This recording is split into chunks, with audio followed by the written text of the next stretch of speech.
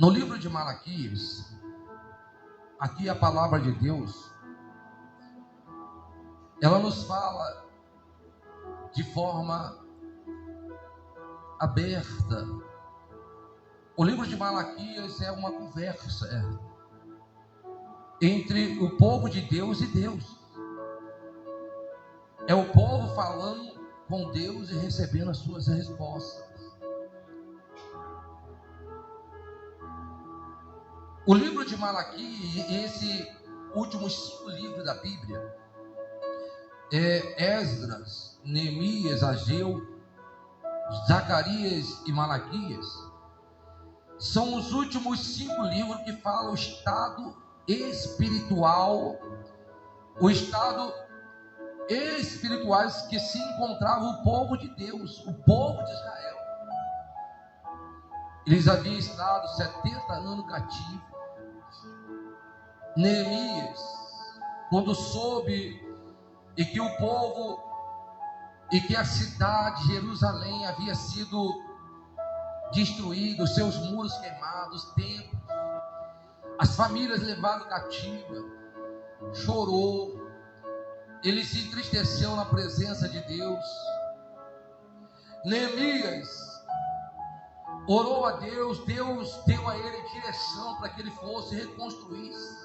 Deus moveu reis, povos, até mesmo povos que não eram povo de Deus, para que pudesse somar, para que viesse reconstruir os muros dos templos de Jerusalém, dando ao povo a oportunidade de novo de servir ao seu Deus, de estar em comunhão com seu Deus, de apresentar, como antes eles apresentavam as suas ofertas, das crias, dos animais, das suas produções do campo. Deus estava dando para ele toda a oportunidade para eles refazerem a sua vida espiritual. Desde então, o povo vinha de cativo, vinha de escravidão, vinha de opróbrio, de muita dor. E por isso o povo se encontrava, sabe como? Frustrados. O povo estava frustrado, dizendo contra Deus, indagando Deus, dizendo para Deus: por que o Senhor permitiu passarmos por isso? Por que essas condições da nossa vida? Se o Senhor é um Deus de amor, por que tem nos faltado esse amor?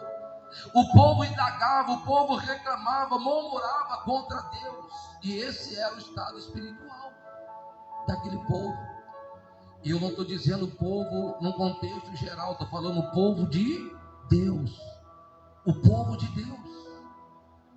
Talvez você está aqui hoje, talvez você olhe para as suas condições e você diz assim: por que eu estou vivendo dessa forma? Por que aconteceu isso comigo? Por que essas condições logo comigo? E às vezes você diz assim: poxa, eu tenho sido tão fiel a Deus, nas coisas de Deus, mas por que essas coisas? Nós vamos ler aqui e o Espírito Santo vai falar no seu coração. No capítulo 1, no capítulo 1, no verso de número 1, a palavra diz assim: sentença pronunciada pelo Senhor contra Israel, por intermédio de Malaquias. Eu vos tenho amado, diz o Senhor. Mas vós dizer: em que nos tem amado? Não foi Esaú, irmão de Jacó? Disse o Senhor: todavia amei a quem?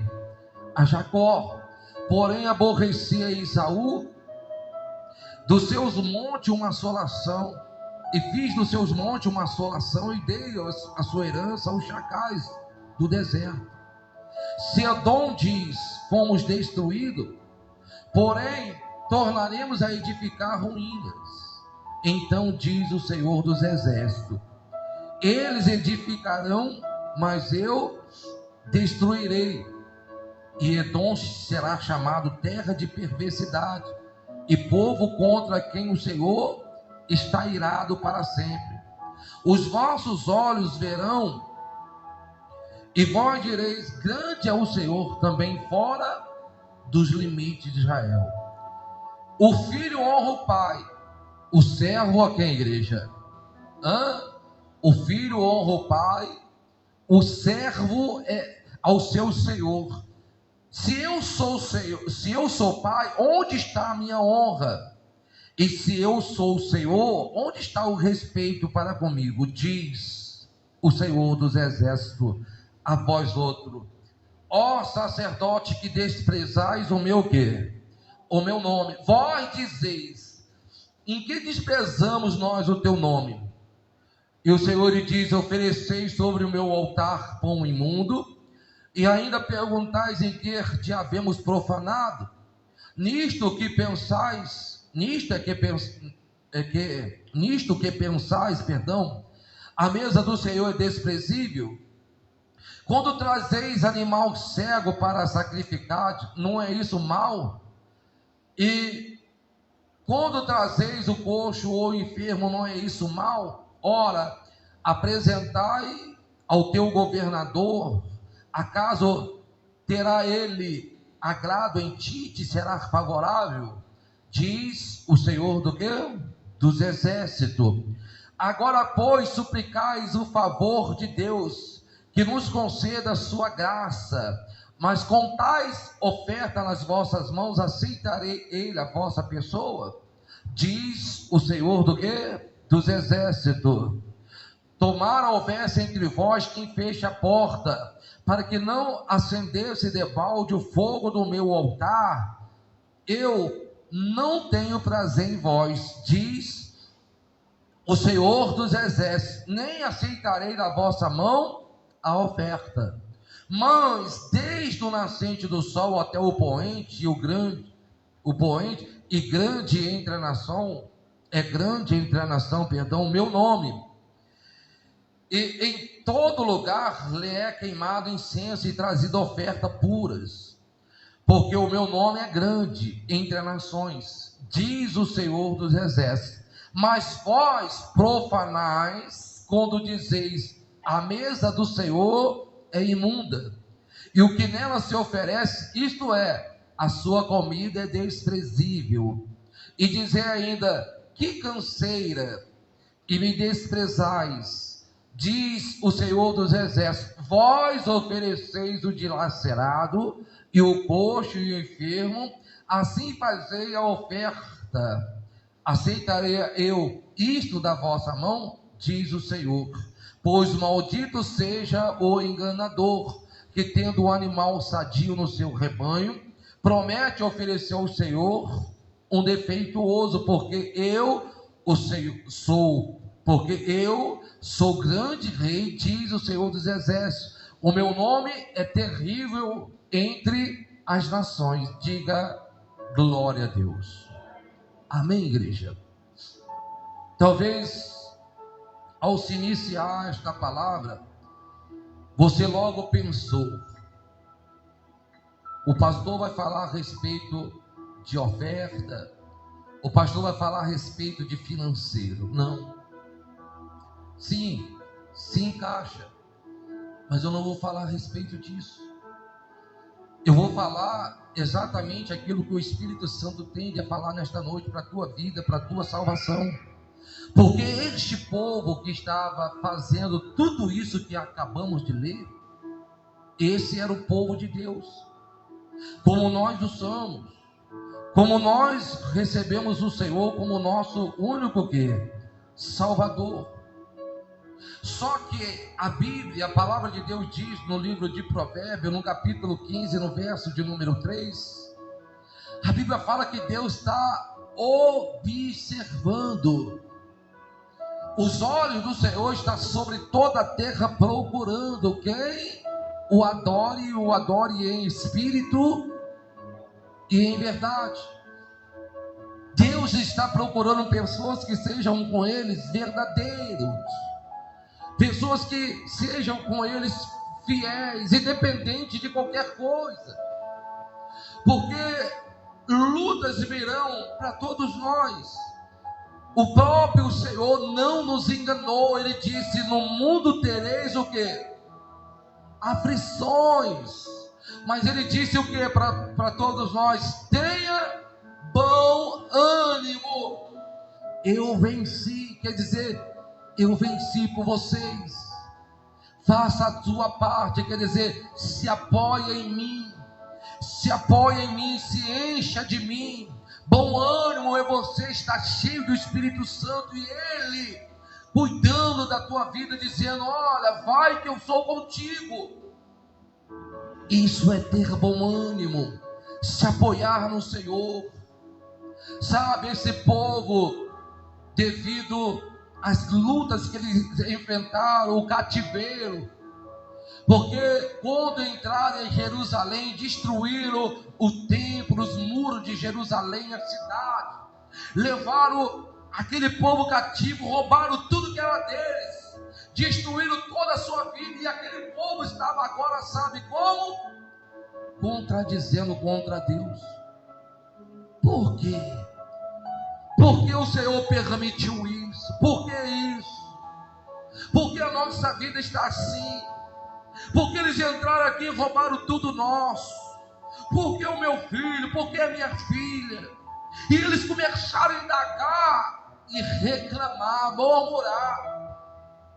Conta-nos foram as vezes que o povo de Israel murmurava no deserto, e por causa das suas murmurações, Deus não permitiu aquele povo entrar na terra prometida, na terra que o Senhor já havia prometido para eles.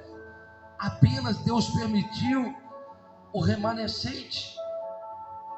Por que o remanescente, os filhos, os netos, permitiu entrar na terra prometida? Porque Deus falou: não vou deixar esse povo contaminar o povo que nascerão dele, um povo novo. Deus está sempre querendo, de uma forma ou outra, trabalhar na nossa vida, extrair o melhor de todos nós, igreja. Deus quer extrair o melhor de você. Sabe uma coisa que Deus te deu e que é algo muito importante na sua vida, e que você, muitas das vezes, olhando para a tua vida e reclamando da sua situação, indagando as suas condições, você não olha para isso? Quando você vê os problemas se apresentarem, as portas se fecharem, quando você senta numa mesa de um médico, do profissional da saúde, e ele declara uma doença constatada pelos exames, e diz: olha, vamos tratar, mas olha, não tem cura. Aí você começa a olhar para as suas condições e você começa a dizer: por que Deus permitiu isso? Por que Deus aquilo? Por que Deus não sei o quê? Por que não sei o que? Aí você busca um monte de adjetivo para justificar que Deus não está sendo com você. Só que Deus, meu irmão, já está desde o princípio de tudo sendo contigo, agindo por você. Ele te deu algo precioso chamado fé. Ele te deu a fé, e esta fé te dá condições a tudo. Essa fé te dá condições para você vencer qualquer enfermidade maldita, aonde os médicos, a medicina, a ciência não encontra cura. A fé te dá solução para isso, e foi Deus que te deu. E às vezes você fica indagando, reclamando. E isso mostra, sabe o que para Deus? O seu estado espiritual. Como que está a sua vida diante de Deus? Lembra que falamos a respeito da palavra que diz: observai, observai, observai, vede que os olhos do Senhor estão sobre toda a terra. Os olhos do Senhor estão sobre toda a terra, procurando, meu irmão. Deus quer e espera de nós uma atitude de fé. A Bíblia fala que Neemias teve que tomar atitude drástica, quer dizer, extrema. Neemias teve que agir com aquele povo de forma extrema. Por quê? Porque era o desejo do coração dele? Não. Foi porque a forma que eles estavam se apresentando, só mesmo agindo com eles extremamente, para eles poderem se despertar. Tem hora que a palavra de Deus, a igreja, ela nos confronta. Ela vem e ela nos confronta, ela fala de coisas que não gostaríamos de estar ouvindo. Mas Deus, Ele permite essas palavras chegarem no nosso coração, porque Ele quer com que você extraia de você e da fé que Ele te deu o melhor. O melhor. Para que você possa engrandecê-lo, para que o nome dele possa ser engrandecido na sua vida. Imagina aquele povo que ficava olhando para todos os problemas que circulavam ele, para o cativo dos 70 anos que eles ficaram ali cativos, na humilhação, sendo humilhados. Imagina se aquele povo continuasse firme diante do seu Deus, dizendo: não, o Senhor vai nos tirar dessas condições e Ele vai honrar o nome dEle na nossa vida. Mas o povo saiu, Deus moveu todo um aparato, pessoas, reis, para poder reconstruir a cidade, reconstruir os muros, reconstruir o templo, para reconstruir a comunhão com aquele povo, e aquele povo estava ali murmurando. E eu quero dizer uma coisa bem clara para você: Deus aqui, nesses últimos 5 livros da Bíblia, Esdras, Neemias, Ageu, Zacarias, Malaquias, Deus estava falando e falava sempre diretamente com o seu povo. Deus não estava falando com o ímpio, Deus não estava falando com aquelas pessoas que não queriam compromisso com Ele, Deus estava falando com o seu povo. E Deus te trouxe aqui para falar com você nesta noite, porque às vezes você está aí olhando para as suas condições e você questiona, pensa até mesmo em sair da igreja, olha para os ímpios, como o povo de Deus fazia, estava olhando para os ímpios, olhando para aqueles que estavam prosperando. Fulano prospera, fulano avança, e eu que estou na igreja fazendo o sacrifício de vida, a minha vida não anda, as coisas não acontecem. Eu que tenho feito do suor e lágrima, e as coisas para mim têm sido difíceis. E a pessoa começa a falar: poxa, fulano não está nem aí para Deus, mas olha lá, todo final de semana, casa cheia, festa, é isso, é aquilo, olha o carro, olha a casa dele. O povo olhando para essas condições, e Deus se entristecia com isso, porque assim eles deixavam de olhar para o seu Deus, para o socorro do seu Deus, para o auxílio do seu Deus, para aquilo que o seu Deus já estava fazendo por ele. E aí o povo olhando para essas condições, o que eles faziam? Havia se feito a reconstrução do templo, dos muros, e o povo começou a se colocar de forma aparente. Eles levavam as ovelhas, as novilhas, levavam os bois, levava as crias para apresentar o altar, para entregar ao sacerdote, sacrifício pelos seus pecados, pelos seus erros. Mas eles levavam os coxos, eles levavam os aleijados, os doentes, aqueles que já estavam para morrer, levavam e ofereciam no altar de Deus. Por isso que Deus falou: você acha que eu vou aceitar isso de vocês? Eles roubavam, eles cometiam delitos, roubavam bois, roubavam cria de animais e ofereciam no altar de Deus. E Deus falou: você acha que eu vou aceitar isso de vocês? Deus não quer aceitar ofertas em que você apresente a Deus de qualquer maneira. E eu não estou dizendo ofertas simplesmente valores econômicos, não, financeira. A sua oferta de vida, a sua oferta de vida, qual tem sido a oferta de vida que você tem apresentado a Deus? Porque uma coisa é você estar na igreja, mas quais são as ofertas que você tem apresentado para Deus lá fora? Será que Deus, olhando para você lá externamente fora da igreja, será que Ele tem vindo e se agradado de você? Será que os olhos dele têm olhado e visto em você algo agradável a Ele? Talvez por isso que a sua vida está assim, por esse motivo que a sua vida está assim. Porque se você reconhecesse, e não profanasse, e não fizesse aquilo que realmente talvez você tenha feito, eu não estou dizendo ou afirmando que você faz, talvez sua vida hoje seria totalmente diferente. Você imagina Aquele povo que indagava a Deus, que olhava para os seus problemas, imagina se ele, ao invés de indagar a Deus, Senhor, por que isso? Por que esses problemas aqui? Por que essa doença? Meu Deus, por que aquilo? Imagina se esse povo ficasse olhando para a sua vida mesmo, ao invés de olhar para Deus, olhasse para si mesmo, para dentro de si e começasse, espera aí, por que eu não sou fiel a Deus? Por que eu não consigo ter comunhão com Deus?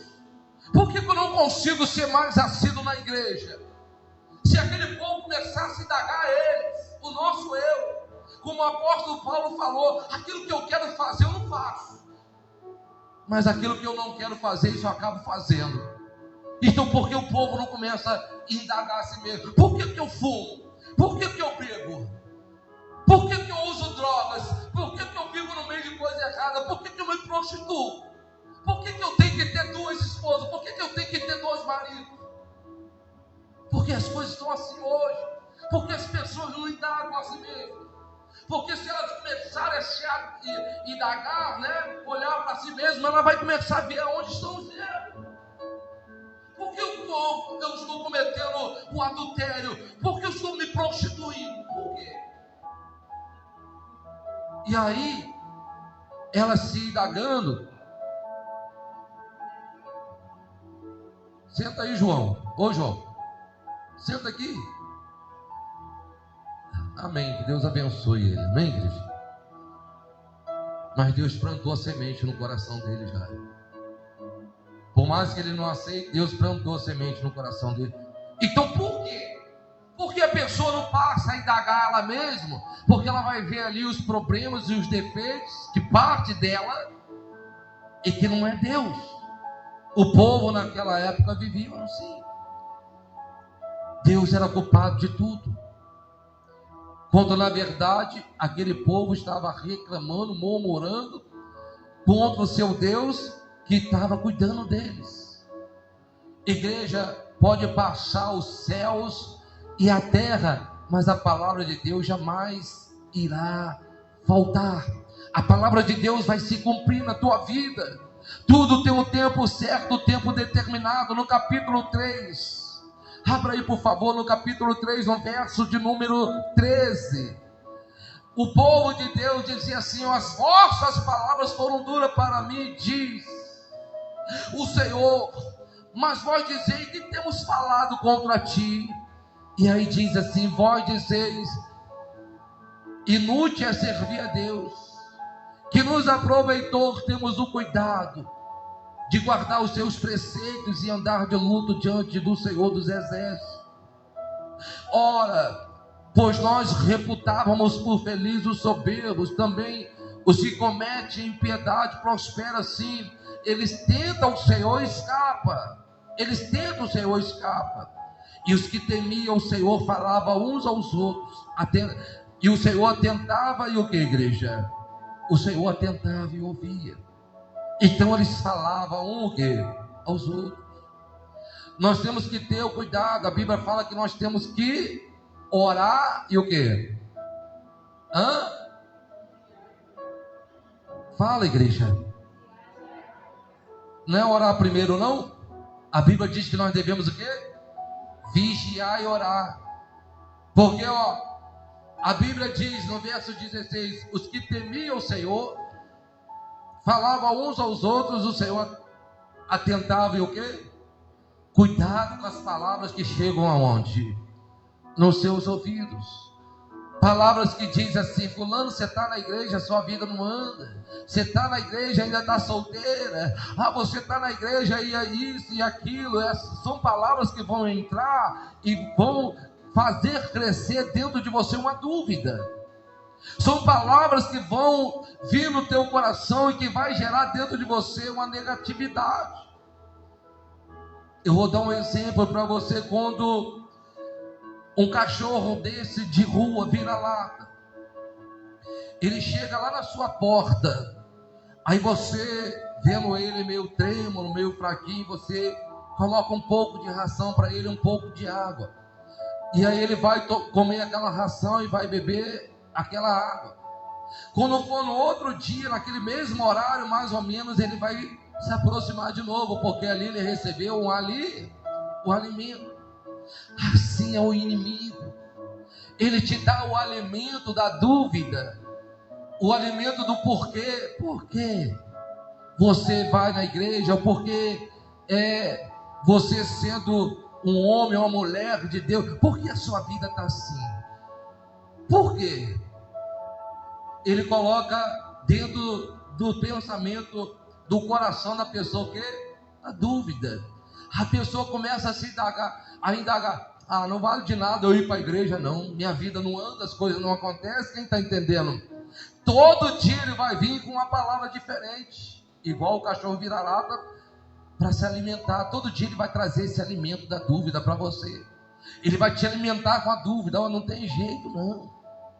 Se eu fosse você, eu desistir. Vai começando dando aquele alimento, aquela negatividade, aquela dúvida plantando no teu coração. Vai chegar uma hora que você vai parar, vai desistir. Mas Deus quer te fazer lembrar nesta noite, igreja, porque aqui ele falava com o seu povo.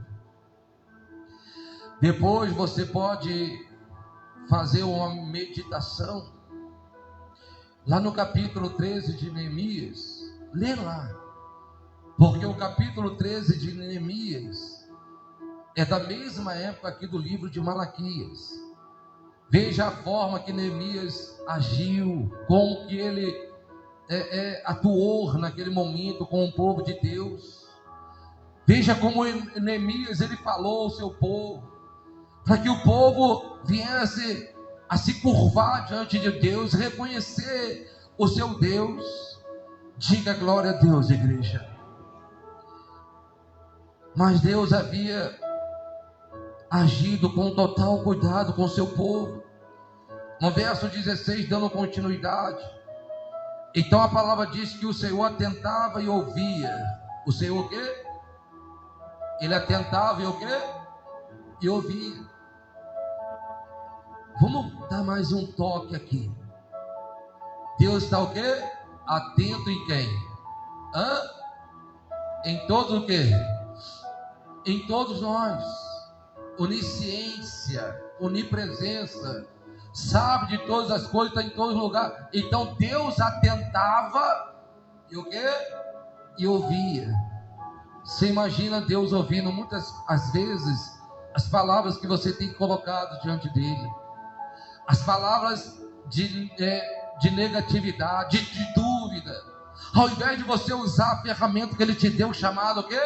Fé. Imagina Deus ouvindo isso de você, porque ele está atento. Ele está, atento, e ele está o quê? Ouvindo. Então diz mais assim: Deus atentava, o Senhor atentava e ouvia, e havia um memorial escrito diante dele para os que o temem, para os que se lembram do seu nome. Eles serão para mim o quê? Particular tesouro naquele dia que prepararei, diz o Senhor dos Exércitos. Poupá-lo-ei como homem poupa o seu filho que o serve. Você imagina achando você que está sendo desprezado, que você está só, que Deus não é com você, que Deus não está te dando força, que Deus te abandonou e etc e tal. Meu irmão, aqueles que são fiéis, os nomes estão escritos num memorial, está lá diante do trono de Deus, escrito lá o seu nome lá, ó. Maria, Paulo, Riberto, está escrito lá Daniele, Rolei, Júnior, está escrito lá os nomes dos fiéis, aqueles que têm passado as lutas, aqueles que têm enfrentado as lutas, mas têm se mantido íntegro, fiel ao seu Deus, acreditando que o Senhor vai trazer para eles a resposta.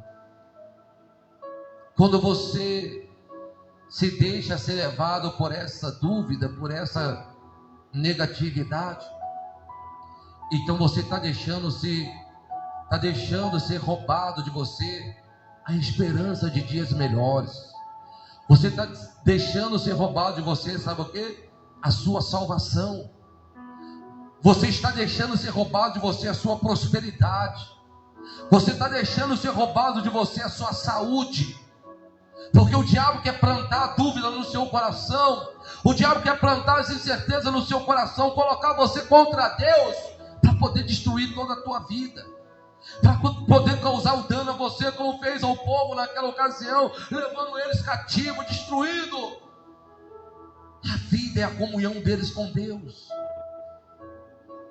Quando você dá vida a isso tudo, não é a igreja que é prejudicada, não é o pastor que é prejudicado, não é Deus que sofre danos, é você por si mesmo que está causando dano a você, causando dano para a sua vida espiritual, causando danos para a sua família, causando danos para o seu casamento, para o seu corpo físico, trazendo mal para você ao perder noite de sono nas drogas, na bebida. Quando você fuma, você está ingerindo uma série de químicas que vão destruir o seu corpo. Você está roubando de você, você está se permitindo ser roubado de você o melhor que Deus tem para a sua vida, que Deus até mesmo já te deu, mas você ainda não reconheceu isso, porque você indaga, reclama, murmura, quer fazer do seu jeito. Então faça, cuida, fazer do seu jeito, mas quando der errado, não culpe a quem? Não culpe a Deus, não culpe a sua igreja, não culpe o seu pastor. O culpado é você mesmo. Igual eu falei aqui agora, leia o livro de Neemias, do capítulo 13, você vai entender. Você quer zelar pela sua salvação? Quem quer zelar pela sua salvação? Leia esse livro, leia os últimos 5 livros, Esdras, Neemias, Ageu, Zacarias e Malaquias. Você vai ver o estado do povo de Deus e a forma que Deus trabalhou para tentar tirar eles daquelas condições espirituais. O povo estava, sabe como, igreja? Em decadência. O povo estava caído espiritualmente. E se Deus permitiu você chegar aqui hoje, é porque Ele quer te levantar, meu irmão. Deus quer te levantar espiritualmente. Deus quer te dar força para você continuar. Deus quer te dar ânimo para que você possa chegar aos seus objetivos, que é o plano dele para a tua vida, porque a Bíblia diz que não há uma folha da árvore que cai que não seja da vontade de quem? Todos os seus planos, projetos vêm de Deus. Foi Deus que idealizou no seu coração. Você já era para estar lá na frente, já não, pois não está, porque muitas das vezes você tem deixado a desejar. Pastor, Deus conhece toda a minha vida, conhece. Deus me condena? Não. Uma certa vez eu estive num churrasco, me convidaram para ir num almoço de pessoas ímpias, e eu fiquei pensando, vou ou não vou? Só ímpio, cerveja e essas coisas, bebida alcoólica. Eu falei, meu Deus. Eu falei, eu vou ir lá, eu não sei quais são os planos que o Senhor tem para a minha vida, ou para a vida daquele povo, né? Para o projeto daquele povo. E eu fui, eu falei, vou lá, vou almoçar e tal, vou vir embora. E vou fazer o convite para a pessoa que me fez para vir na igreja. Esse era o objetivo. Mas chegou lá, eles passavam o microfone e falavam assim, faz aí uma homenagem para o aniversariante e tal. E aí eles estavam lá, uma turma lá, tocando, o samba, todo mundo sambando, um copo de cerveja na mão, eu lá, no cantinho, lá numa mesa. Eu falei, misericórdia, o que eu vim fazer aqui? E aí, quando me deram o microfone na mão, eu falei exatamente da palavra que está lá no Evangelho de João, que fala que Jesus não veio condenar. Jesus não veio condenar os que estão perdidos, mas Jesus veio salvar. E aí eu dei uma explanação daquela palavra e tal, e abençoei, fiz uma oração por todos. Levantou no meio do grupo de samba lá, um rapaz com um pandeiro ou um tambor na mão, não lembro bem. E ele disse assim, pastor, eu sou um ex-pastor e Deus mandou o senhor aqui para falar comigo. Olha aí. Deus enviou o Senhor aqui e Ele falou no meu coração. O homem já estava meio para lá de Bagdá, você está entendendo, igreja? Mas Deus falou com ele ali. E eu falei, ganhei um dia. Quem está entendendo, igreja? Deus me mandou lá para mandar uma mensagem para aquele ex-pastor que estava lá. Então Deus tem cuidado de você, igreja, independente de como está a sua vida, independente que hoje você esteja perdido no fundo do poço, independente que as coisas não estejam dando muito certo com você, se você manter viva a sua esperança, a fé que Deus te deu, a maior ferramenta que você tem para mudar toda a sua história, se você manter vivo tudo isso, sem nenhuma dúvida no seu coração, Deus vai mudar toda a sua história, e Deus vai exaltar o nome dele através da sua vida. Diga eu creio, diga glória a Deus, e glorifica bem forte o nome de Jesus. Isso bem forte, igreja, no nosso Deus. Eu vou parar por aqui, porque se nós estendermos, nós vamos virar a noite aqui para falar de coisas. Mas eu quero que você entenda, igreja, existe uma diferença, até mesmo dentro da onde? Da igreja. Existe uma diferença de pastor para pastores. Existe diferença. Tem pastor que não tem a mesma responsabilidade com Deus quanto o outro. O outro, a preocupação dele é outra. E eu não estou criticando ninguém. Eu estou falando de uma realidade, porque eu já estive em meio a grupo de pastores de centenas, de milhares. E são poucos aqueles que procuram andar de forma plena. Pastor, não diga isso. O homem é o quê? Falho. Mas também não é só pastor, é obreiros também. Obreiros que são muito dedicados, são ali firmes, outros que não. Outros que levam a obra assim de qualquer jeito, faz as coisas de qualquer jeito. Como membros também. Eu falei de pastor, fui o primeiro, mas tem membros também que faz a coisa de qualquer jeito. Eles faziam de qualquer jeito, levavam as ofertas, os coxos, aleijados, doentes, fazia tudo assim, ó.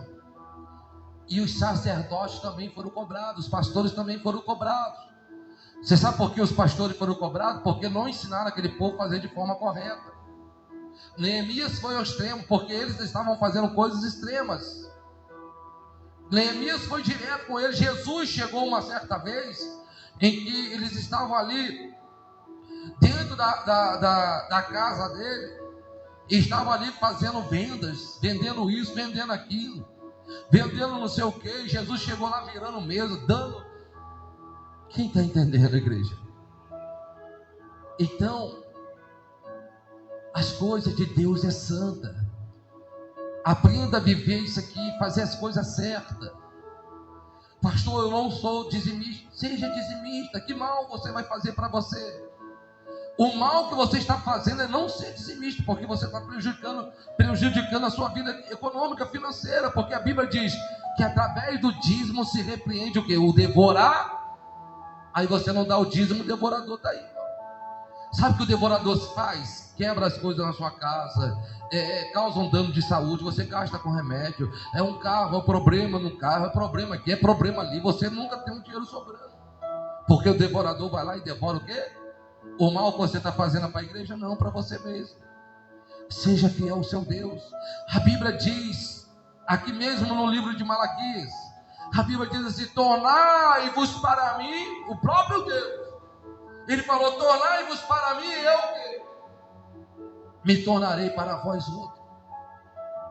Eu estava dizendo aqui pela manhã que tem pessoas que querem Deus em tudo na vida deles. Por isso que hoje nós temos visto as campanhas. Quando se faz uma campanha, a igreja o quê? Enche, às vezes a gente até do lado de fora. Porque a pessoa vem e ela quer o quê? Ser abençoada. Há pouco tempo agora eu vi uma jovem, ela veio e falou: pastor, meu marido vai fazer o curso lá da autoescola, e ele tá, ora pastor e tal, determina, estava aqui numa fé, aí foi lá, a carteira saiu, está tudo certo, cadê? Sumiu. Só queria a bênção para a vida do marido. Mas eu digo uma coisa para você: se você não colocar a sua vida plenamente diante de Deus, Deus vai te dar, mas você por si mesmo vai jogar fora. Aí depois você vai vir pedir de novo, Deus vai falar: não vou dar de novo não, porque você não está dando o quê? Valor. Você não está valorizando, você só vem a mim porque você quer o quê? Bênção. Nós estamos na campanha e na quarentena para que haja justiça de Deus na sua vida. E a Bíblia diz assim: não fará justiça, e Deus não fará justiça na vida dos seus escolhidos, que é Ele clama de dia, de quê? Deus quer fazer justiça na vida de quem? Na sua vida. Mas para que Deus possa fazer justiça, é preciso você se colocar diante dele de forma o quê? Justa. É simples, igreja. Tornai-vos para mim, e eu o quê? Me tornarei para vós outro. Diz o Senhor dos Exércitos. Sou eu que estou falando? Não. Nós iremos subir ao monte. Eu ia subir esse mês, mas como é um mês muito corrido, já está chegando o Natal, o Ano Novo, aonde teremos também a vigília da virada. Então nós vamos encerrar no domingo agora, Santa Ceia do Senhor, esse propósito aqui, e no mês de janeiro nós iremos com algum de vocês que irão se candidatar a ir conosco no monte, aonde faremos uma vigília. Estaremos subindo ao monte ao amanhecer e desceremos por volta de meio-dia, 1h da tarde. Faremos uma live ao vivo para que você assista conosco, participe conosco, você que não poderão estar nesse dia no monte. Mas uma coisa eu digo para você: se você se manter nesse estado de justiça, aqueles pedidos que foram feitos, que você colocou aqui com lágrimas, até mesmo nos olhos, a conversão do filho, a conversão do marido, a sua libertação, a cura de uma doença, de uma enfermidade, Deus vai fazer cumprir na tua vida, porque Ele tem todo poder. Ele tem todo poder. Ele vai fazer justiça. Não fará Deus justiça aos seus o quê? Escolhido, que a Ele clama de dia, de quê? De noite. Escolhidos dentre o próprio povo de Deus, os que farão o quê? Diferença. Terminando aqui no verso 18: então vereis outra vez a diferença entre o justo e o perverso, entre o que serve a Deus e o que não serve. E é Deus que vai decidir isso, não sou eu. Não sou eu que vou decidir. A minha vida tem que estar plena diante dele. Nós vamos orar agora. Eu vou me colocar aqui de joelho.